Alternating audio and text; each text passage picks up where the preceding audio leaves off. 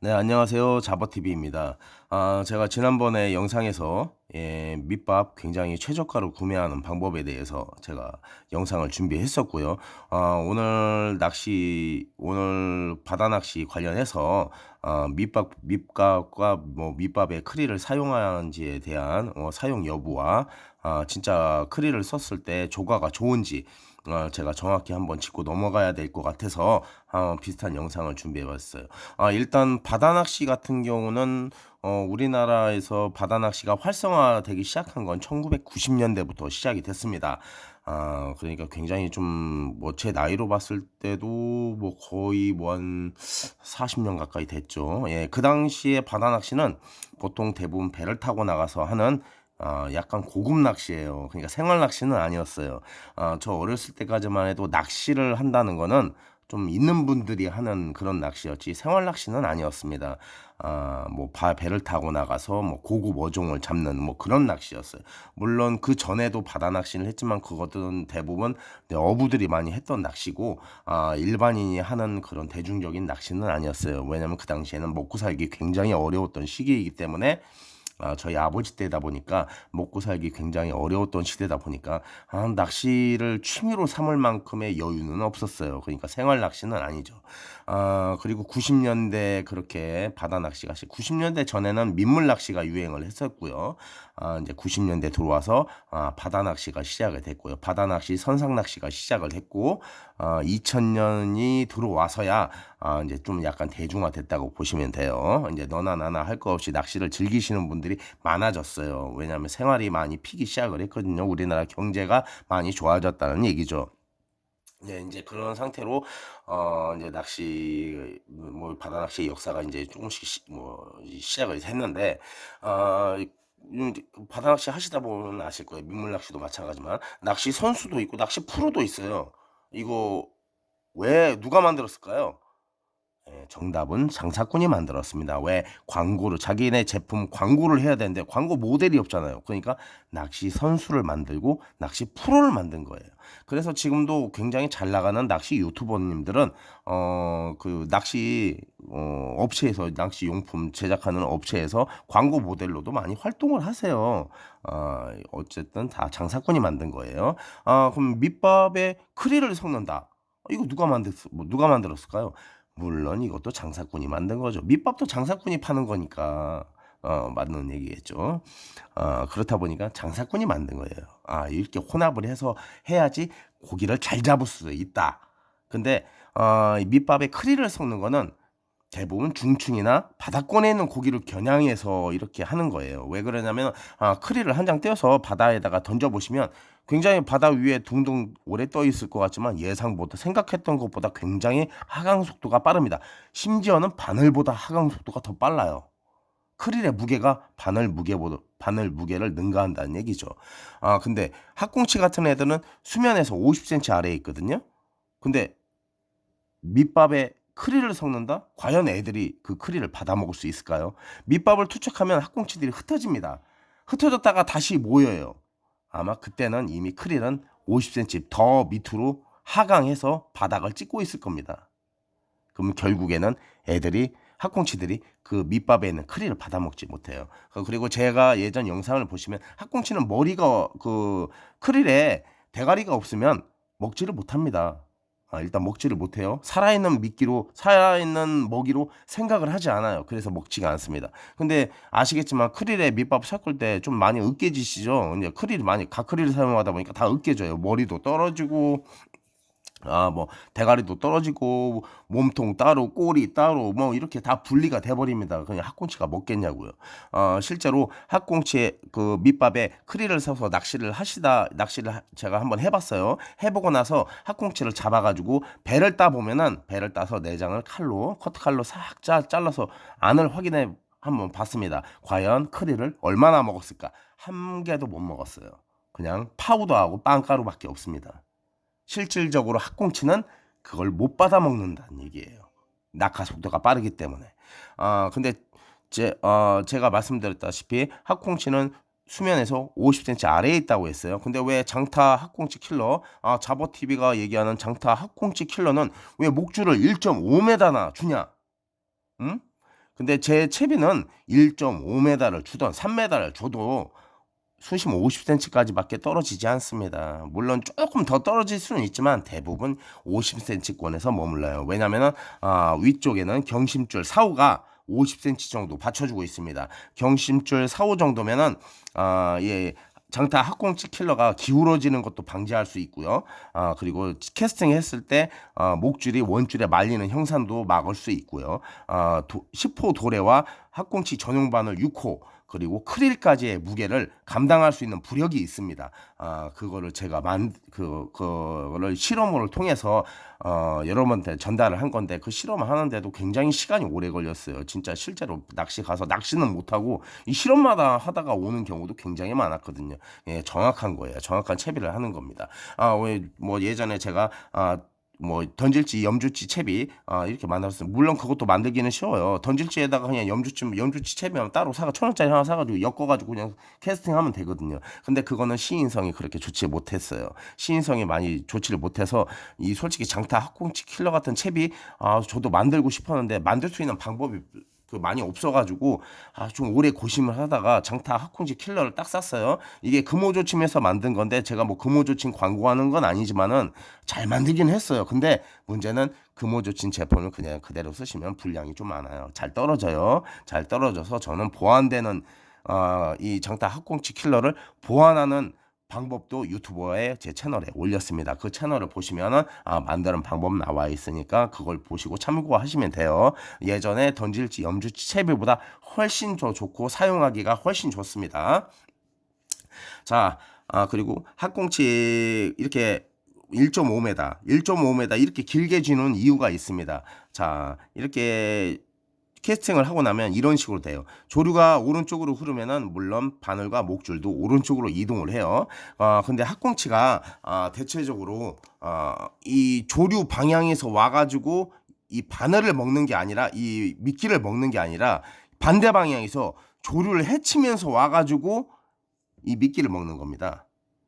그렇다 보니까 이거는 솔직히 엄밀히 따지면 고정이 된 거잖아요. 물론 조류가 있기 때문에 얘도 움직여요. 상하로 움직이지만 그래도 그 밑밥처럼 그냥 빠르게 하강을 하는 게 밑밥은 이런 식으로 하강을 하겠죠. 조류 때문에 이런 식으로 하강을 하는데 얘는 거의 반 고정되다 보니까 얘가 달려와서 먹기가 좋아요. 그리고 목줄을 길게 했기 때문에 정면에 얘만 보이지 솔직히 0.85 목줄 낯이 좋을 때 그냥 이렇게 날려도 사람 눈에도 잘 안 보입니다. 물고기 눈에는 당연히 안 보이겠죠. 그럼 앞에 있는 이 크릴밖에 안 보인다는 거예요.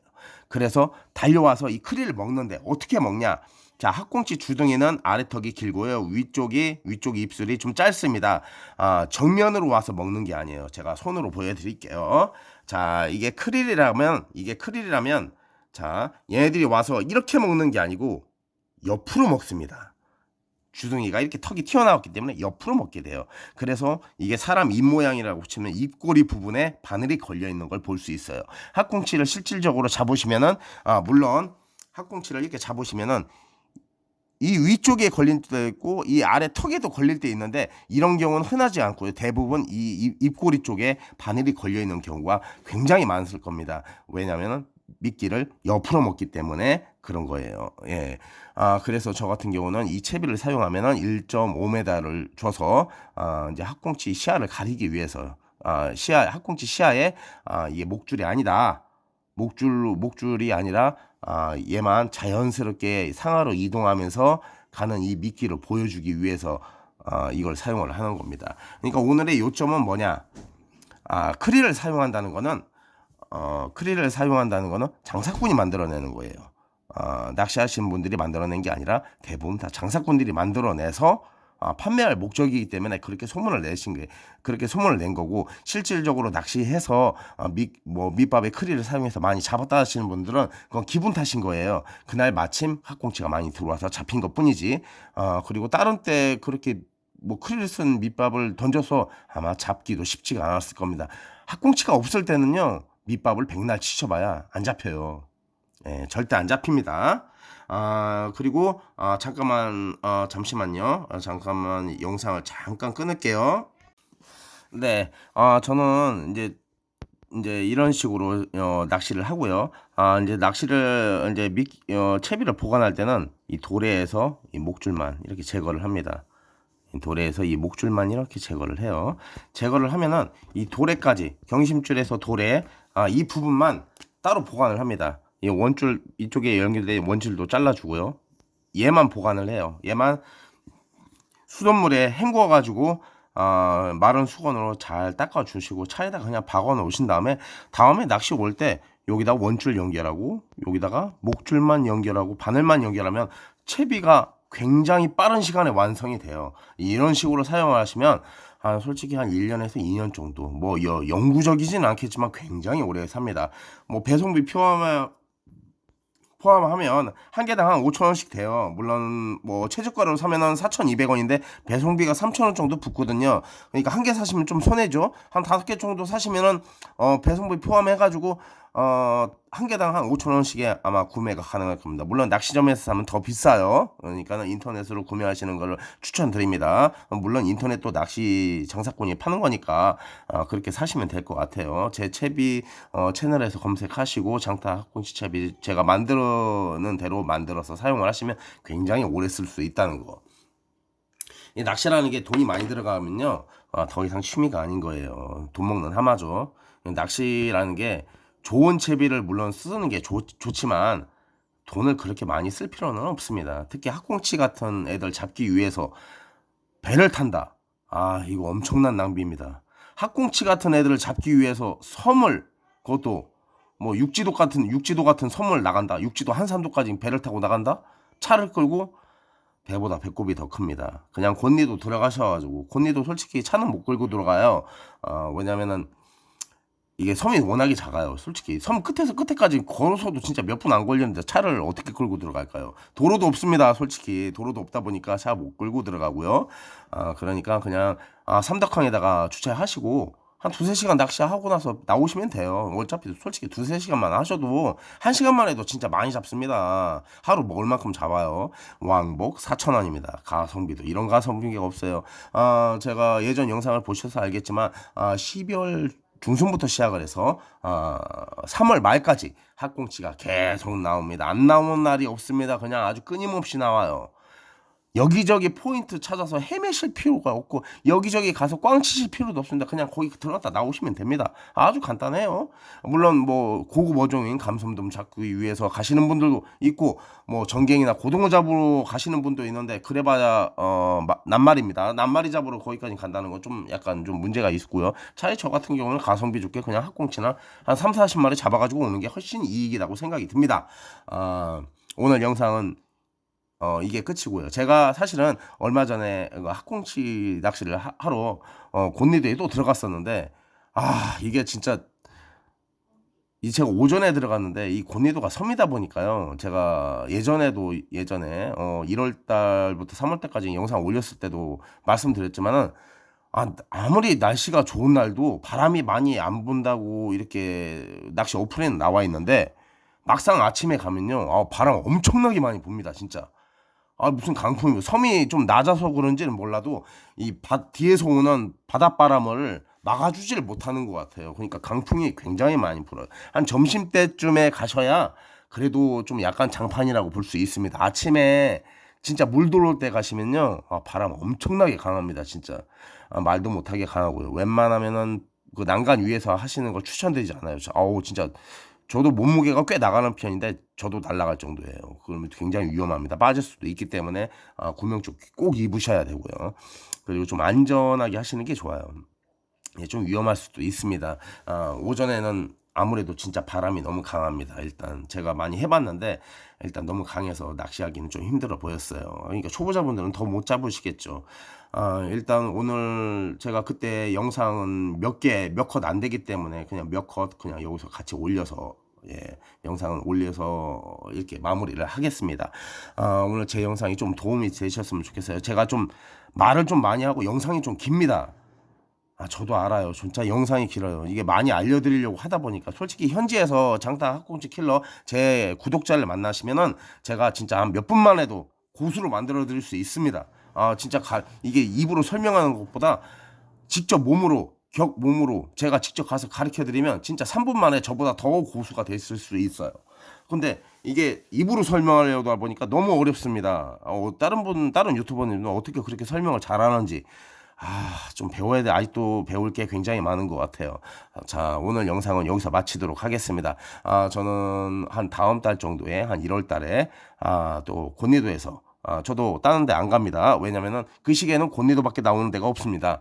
물론 거제도 남부에 가면 학꽁치를 잡을 수 있지만 물론 차를 끌고 나가서 잡을 수 있지만 곤리도가 훨씬 더 가성비가 좋아요. 그렇게 멀리까지 가고 싶지는 생각도 없고 요즘에 뭐 부산이나 가덕도에서 나온다고 하지만 그쪽 지역에서나 가기 좋은 거지. 솔직히 저처럼 대전권 중부권에서는 통영이 좀 솔직히 가깝습니다. 가깝다 보니까 그냥 삼덕항까지 오셔가지고 그냥 차 받쳐놓고 한 두세 시간 낚시하다가 이렇게 가시면 뭐 하루 종일 뭐 일단 학꽁치부터 잡고 다른 어종을 노려도 되겠죠. 이제 뭐 그렇다 보니까 일단 가성비 면에서는 곤리도가 훨씬 좋아서 일단 곤리도로 많이 들어가는 편입니다. 저는 다음 한 1월 달 1월 중순이나 초나 중순쯤에 곤리도에서 다시 영상 올리도록 하겠습니다. 이상입니다.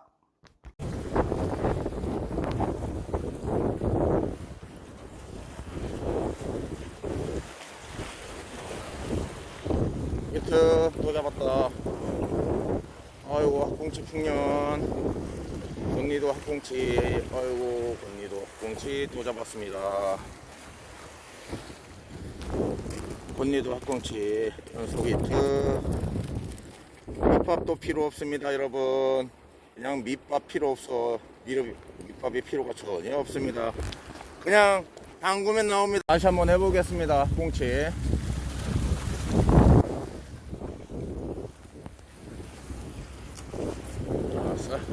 학꽁치가 개체수가 상당히 많아요.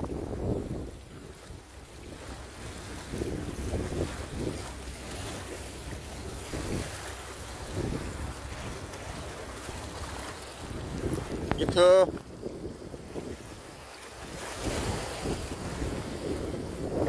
히트.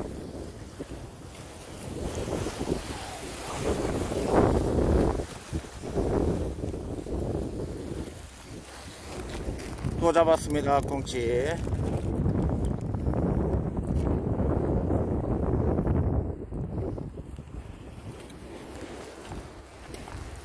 자, 학꽁치 잡았습니다.